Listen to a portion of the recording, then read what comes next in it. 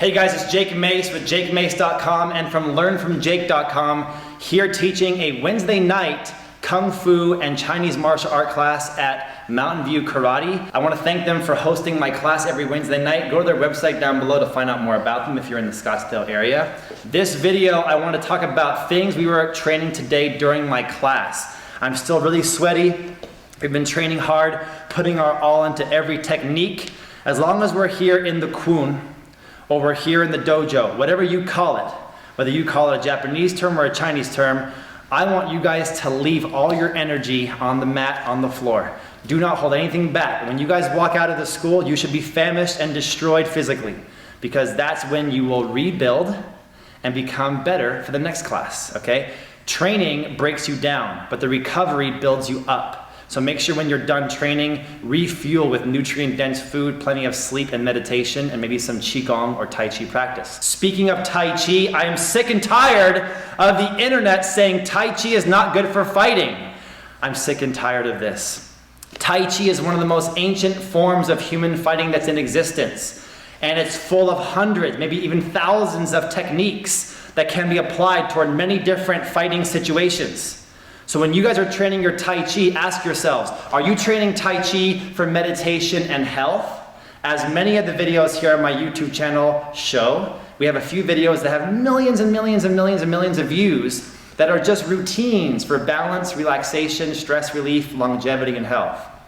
But little do the people training with me know that every one of those techniques, I'm teaching to my students how to use them in a fight.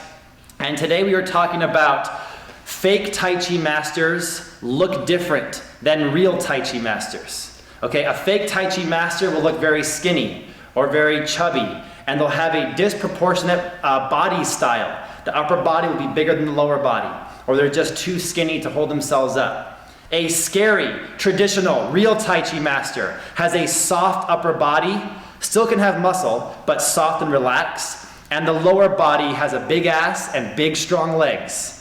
And when you find a guy with the big roots that stem from the waist into the ground, be very scared. You may have just found a real Tai Chi master. Like a tree, has the relaxed branches and the fluttering leaves, but the powerful roots that stem into the earth. Tai Chi training trains your body to be in that kind of physical condition. So today I want you guys to think about, when you're doing your Tai Chi, don't do it high for holding ball, and stay high for part the horse's mane. I want you guys to get low for holding ball. Back straight, good posture, low stances. Step out to a deep stance for part the horse's mane. I went to train with my friend David Dorian Ross, and he's now, I think, 60 years old, I believe, if I'm not mistaken. And I was amazed at how good his stances were. So low to the ground, so flexible and powerful, a real Tai Chi master. So holding ball, gather it in, low stance, back straight. Step out, part the horse's mane. Use those legs. Up top you're relaxed, but you're actually screaming on the inside. This kind of stance training, root training during our Tai Chi form practice is going to serve us well for the fight, especially if somebody like Nick comes in here. When Nick comes in, if I have a position where I have him from behind, we just had a sparring match, we just had a fight, possibly during the skirmish, I got him from behind. So now it's my job to take him down somehow, immobilize him, or at least free myself from the threat. So for the sake of this video, and for the sake of my class tonight, we are practicing a takedown. So when we're behind the opponent, I want you guys to get behind, sink the stance like you would in a horse stance or a rooted natural stance in Tai Chi, bend the knees, and suck him in tight. You feel that? His face just got real serious real quick. It's like better than coffee, right? Yeah. Martial arts practice. Yeah. Now when you guys hold somebody this way, I want you to get used to holding the hands in this kind of clasping position. See my hands? Like this, or like this, okay? I don't want to see anybody holding like this, and I don't really like holding like this. There's two positions that I like that are really tight, here and here.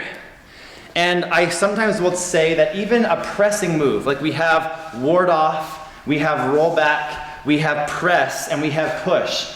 Press may be one of those positions that is trying to teach the student the principle of a good lock from behind, amongst other things. It also could be a strike technique as well. So in this case, we're training the grappling behind. This could be one of many applications for Tai Chi. I'm behind and I'm sucking him in tight to my body. You guys can see right here. Now, there's no way that I can knock Nick down and be safe myself unless I use my powerful Tai Chi stance. So I'm going to display proper timing and proper rooting.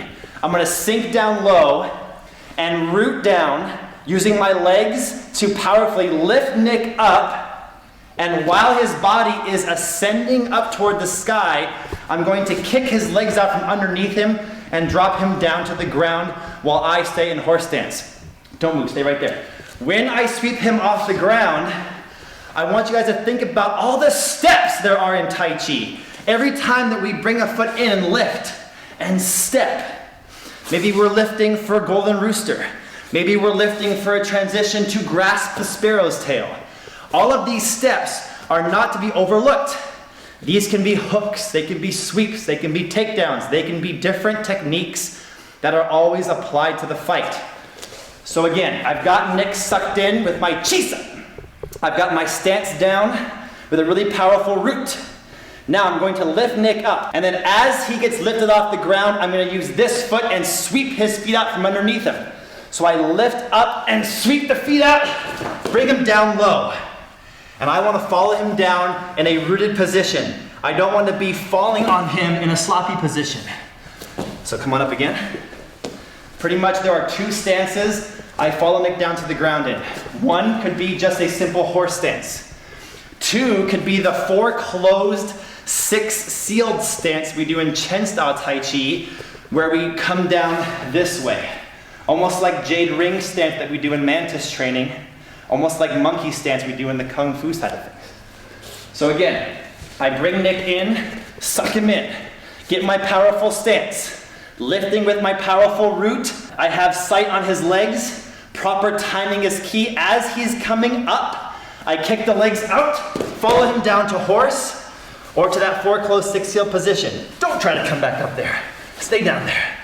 And then I either want to immobilize, maybe with like a nice half Nelson, maybe I want to just separate and create some distance and get out of there.